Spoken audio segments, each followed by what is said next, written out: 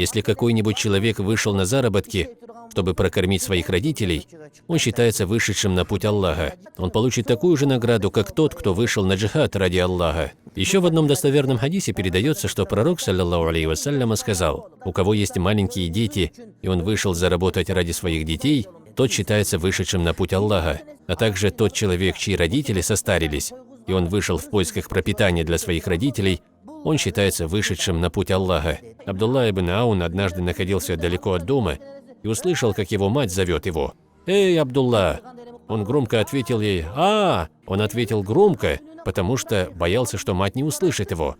Но потом он сожалел, что крикнул матери громче, чем она, и просил у Аллаха прощения за это. Чтобы искупить свою вину, он пошел на рынок, купил 2 рабов и освободил их. Он пожалел о том, что, отвечая матери, он крикнул громче, чем она, и, желая искупить свою вину, он освободил 2 рабов.